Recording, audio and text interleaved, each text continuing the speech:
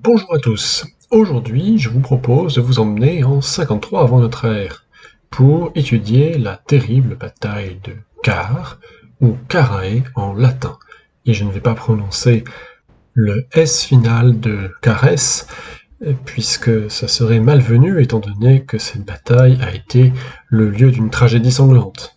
En effet, la bataille de Car est l'un des trois principaux désastres de la République romaine et du début de l'Empire, avec la bataille de Cannes et la bataille de Teutobourg. Mais contrairement à ces deux précédentes batailles, eh bien la bataille de Car n'a été reprise par aucun roman de construction nationale. Qui plus est, son héros, en la personne du général Parthe Surena, n'a pas été glorifié autant qu'Hannibal. Il s'agit donc d'une bataille relativement méconnue, pas si discrète que ça, et dont le caractère décisif a été souvent contesté, puisque, pour beaucoup d'historiens, cette bataille n'est que le début d'un long affrontement entre Parthes et Romains. Car, en effet, pourrait se résumer en très peu de phrases. Il s'agit d'une victoire des Parthes qui est éclatante, puisqu'ils gagnent en infériorité numérique à 1 contre 4 contre les Romains, grâce à des conceptions plus nouvelles en matière d'art militaire. Mais les plus puristes pourraient dire que cette bataille de Car est tout sauf belle. Il n'y a pas d'affrontement épique, il n'y a pas de corps à corps réel. En fait, c'est presque une sorte d'exécution que subit la Légion romaine en étant tout simplement sous le feu d'archers de cavalerie pendant de nombreuses heures. Voici donc comment nous pourrons spoiler complètement la bataille de Car. Mais ce qui va m'intéresser, moi, c'est de vous présenter la bataille sous 6 angles différents.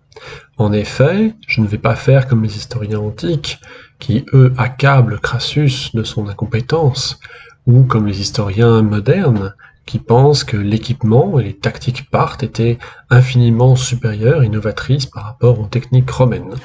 Ou du moins, certains le pensent concernant la bataille de Car, qui aurait été une découverte des aptitudes parthes pour Rome. Bref, vous imaginez bien que le sujet étant quand même assez connu, il y a de multiples interprétations possibles, et je vais vous livrer 6 points de vue différents sur la bataille de Car. Le premier thème que je vous propose d'aborder consiste à savoir si Crassus était un incompétent notoire ou pas.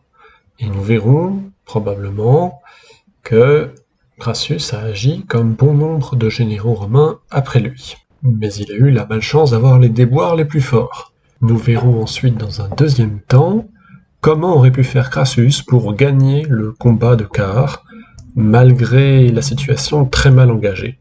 En effet, à plusieurs reprises, en prenant des décisions différentes, peut-être qu'il aurait pu s'en tirer. Je continuerai de briser l'aspect chronologique pour cette orientation bien sûr thématique, et en troisième volet, je vous propose d'aborder, qu'est-ce qui a fait que le plan de Surena était si génial?